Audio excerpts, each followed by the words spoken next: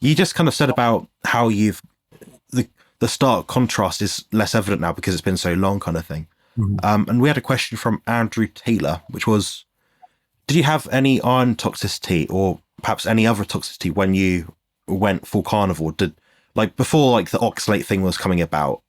Did you notice anything with your body, like your skin, detox symptoms, iron toxicity, maybe? No, no. For me, it was just all aces. My Yeah. I just felt amazing. It was sort of after. Well, I just started feeling better and better. From day one, as soon as I started eating a lot more meat, and it was just like skipped all the nasty ass plants and things like that. Like instantly, I was just loving every meal that I ate. I was finally satiated. I was finally feeling like I was getting proper food, and my body felt good that way. My workouts were just getting better and better and better, and I just felt a lot better. And then it was sort of after 2 weeks that I noticed that it was just such a huge contrast from where I was before, that I felt just absolutely amazing. And and that's when I did that. I started noticing that I just wasn't getting sore, and I was like, oh, that's really weird.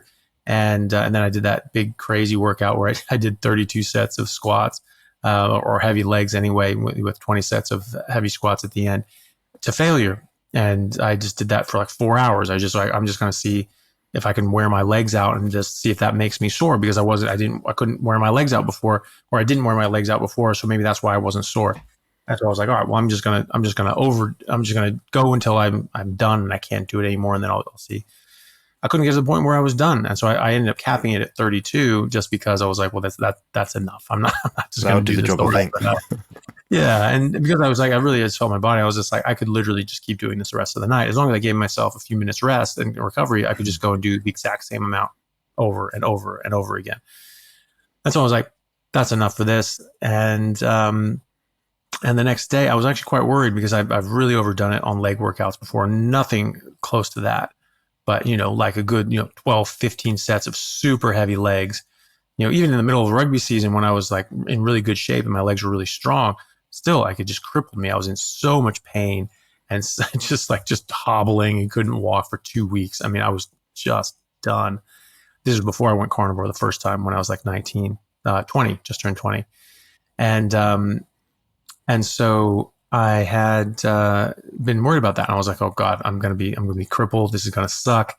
And the next day I was fine. It was like I'd done nothing. And I was like walking upstairs. I was just like, okay, that's weird. It's like I'd done nothing. And I was like, okay, I'm taking 2 steps at a time. I was like, yeah, I mean, I guess I can feel something. My hamstrings are, sort of said that something's been done yesterday, but I could easily do it again. There wasn't any soreness or stiffness. So I'm like, all right, I was going to go hiking, went hiking with a friend, went up this horrible mountain called Mount Si. It's just terrible. It's switchbacks the whole way up, but it was fine. I actually had a fine time with it. And, did that. It was like a 3-hour hike. It was just huge, huge thing. And then after that, I was just like, right, I feel good. I'm going to play some rugby. And I went to practice that night, and so, and that was after 2 weeks. I'd felt that much better, where I'd only been back from Bangladesh for like a month, and I just felt so much better. And, my health was just through the roof, and my physical form was so much better. And I just kept getting better after that. Just kept getting better and better and better. And so thankfully, I didn't experience any oxalate dumping or any toxicity dumping, or I certainly didn't get any iron overload. That's something I don't really see in clinic. And some people's ferritin will go up, but ferritin can go up and down for different reasons. Ferritin is an acute phase reactant, and it can respond to inflammation or different stimulus, depending on how much you're working out and different things that you're doing. It can raise or lower your ferritin. So that's not really what you want to look at if you're worried about iron overload. And I really haven't seen people get iron overload on just a meat and water diet. That's interesting. Yeah. I've only heard of it maybe twice. People with those genetic conditions, they've had to like have their blood drawn and things like that. But it seems quite rare to me personally. My iron's in a normal range as well. It's funny you're saying about like athleticism and stuff. So we had Tilly's sports day yesterday, and she's now 6 years old. And there was enough time this year to do like a parents' race. So you can imagine me, like a sort of stocky 6'1" guy. I was like, go on, I'll give it a go. Bear in mind, it's something I'm not really meant to be doing right now because my hip's not in great stead. But I thought, just do it. You know, it's I'm competitive by nature, so for me, not doing it would have been I'd look back in time and regretted not doing it. Yeah, it's funny you say that because people always make this argument about needing carbs for either long distance or short distance. And I was like, I'm going to prove this wrong. So I demolished the race and obviously I won. But yeah, so it's just a short, like 50 yard dash sort of thing. Then people will still make arguments against it and say, oh, it doesn't count, or they say, oh, you need to do carbohydrates and things like that. I mean, you've obviously spoken to lots of different people now from different angles. Have you met people that are militant about the carbohydrates, especially for the more explosive sports at all? It's certainly still in people's lexicon, especially when they're playing sports or like sport trainers and things like that. They're really nervous about that. Now I've spoken to a lot of people and I explain all this stuff to them, and some people are just like, yeah, sounds good, I'll try it, and they do great, and they always do great, and their athletic performance and endurance goes way up every time. There might be a bit of a lag in that adjustment period, the sort of the fat adapting period where they're start making enough ketones and blood sugar and glycogen, things like that. Maybe they feel a bit run down, like Ryan Talbot, who's the NCAA track star, All-American decathlete, 2-time All-American decathlete. He was saying that when he went carnivore, he sort of had a bit, I guess you call it keto flu or whatever, where he's felt a bit off, but he said it didn't actually impact his performance and his training. He did it mid-season, which is, pretty bold. I mean, I had no problem. I did that as well, and I felt fantastic from day one. Some people are a bit worried because, well, maybe my performance will sort of go down a bit. If you're eating enough and you're getting enough fat and you're eating to satiety, I've not really seen people struggle athletically. It's usually the people that are under eating that they sort of get a problem. But even then, people do well fasted.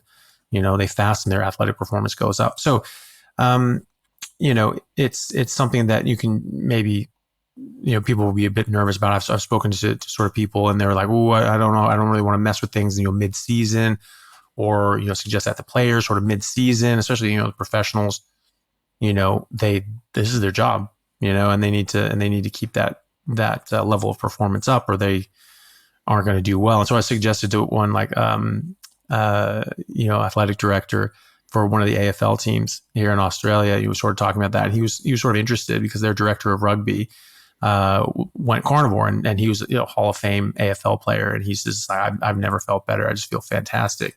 This is something that we should get the team on. And so the athletic director was interested, but cautiously interested. And so I put him in the way of Professor Tim Noakes's work on all of this, which is world class sort of stuff, showing that you don't need carbs. You just flat out don't. Anyone who took biochemistry should know this, that, once you stop eating carbohydrates after 24 hours, you make all the carbohydrates that you need and you make ketones. It's great. So you do not need to eat these things. And, how many civilizations, have, never eaten carbohydrates and been, insanely athletic and hale and hearty. So, so he was a bit interested, but he was sort of like, is this something you really do mid-season? I'm like, well, look, that's obviously something to be concerned about. Doesn't have to do that. I mean, most people do fine, but I understand the concern. Maybe get your bench warmers, the guys who aren't starting, guys who aren't sort of going up. Maybe see how they go. It's like, hey, you guys want to try this? See how you go. Maybe all of a sudden they're just ramping up and they start taking out the starting player spots. And you go, oh, okay, all right, let's get everybody on board with this. So there's ways you could do it. There's safe ways that you could do it. Where like if you needed to transition and someone had a bit of a lag for a week or two, well, if this guy's not even playing, and he's just practicing, who cares? That guy's got time. And so if I was that person in that position where I was just like, well, I want a leg up on athleticism or something like that, I mean, I would jump on that.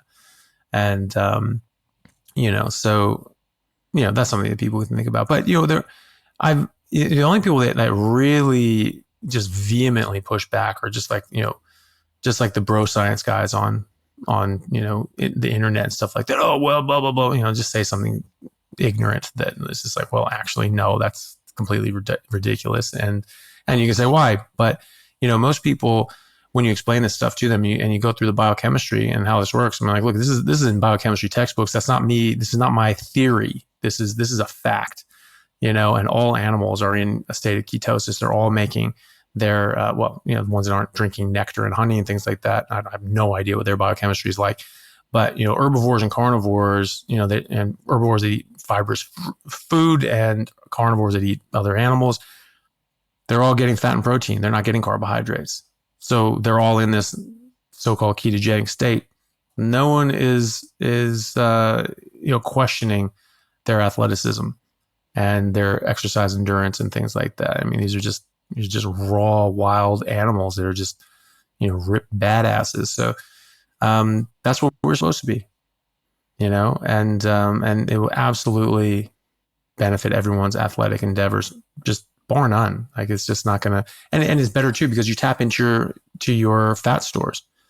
When you eat carbohydrates, you shut that down. Your insulin goes up. It shuts off your access to your fat stores. So that's it. You can run on your blood sugar and your glycogen. If you have enough of that to get through the end of the race or the activity or whatever you're doing, yeah, you'll be fine. But if you don't, if you're playing like a longer game, you're going to run out of glycogen and you're going to hit the wall. So you have to keep sucking down sugar and refeed and getting carbs and things like that, which you can do. But if you just don't eat carbs in the first place, you make all the carbs that you need, and as fast as you need them. Like, this is a very, very quick process. Like, there's not like a lag that I have to like sit there and like for like 5 minutes and then you replenish your glycogen and then you go back out there. It's making this constantly, or you die. Like, I mean, there's just like your body is going to make this stuff for you. So yeah, there's limits to a certain extent, but like, honestly, I can tell you from my own experience, you will not be able, when you get in shape, when you're pushing yourself in shape, you will not get to the point that you're going to be able to outwork your body's ability to generate energy. It's just not going to happen. You're not going to be able to work that hard. It's just not going to happen. Yeah, well said. Professor Bart K makes the point. Your muscles will always have energy. It just might be that the transition when you're working off your blood glucose versus fatty acids or adipose tissue. If you're not fat adapted, it might take a bit longer. So what you're saying is just pick one substrate and ideally pick the right one. Yeah. It's like, it makes sense. Your body fat's, you got heaps of energy, from body fat on your whole body. What's your glycogen going to be like? Someone my size, maybe 800 grams, something like that. That's not going to get me for God forbid, I never do a 20-mile race, but like a 20-mile race, it's not going to work. I'm going to need gels and things. So yeah. Yeah, well, and that was the thing. I think, I was talking to Richard Smith, goes by Keto Pro, and he was saying that when you carbo load and do all that sort of stuff, you have like 15,000 joules of energy and glycogen in your liver. But even for like someone like you or I that doesn't have like a huge amount of fat stores, you're upwards of 150,000 joules of energy. In a slim person. Right. So even a slim person is going to have more than enough energy to go through any race. And you're just not going to go through all that. You're just not, And so, if you're doing some sort of like insane, like 5-day marathon, there was actually a race that was like a 5-day, or it was just as long as you could go. But it was the circuit was like sort of like 6.6K. And you had to finish it in an hour. Under an hour. And if you finished it in 40 minutes, you could take a 20-minute rest and then do the other one. But you had to make it in under an hour in order to qualify for the next one. And you just keep going until you can't make it or stop or give up, right? And so the guy who won it was a guy from Western Australia who literally ran for 4 days straight. And Jesus, I mean, it's just crazy. He ended up doing, it was something like 670 or 680 kilometers straight. He just kept running and running and running and running. It was absolutely crazy. So if you're doing something like that, okay, yeah, maybe you need a refeed, maybe you just take some butter with you, some tallow, and just, eat that down as you're going and just give your body some energy. But, if you're doing anything less than that, you're going to be fine. Yeah, well said.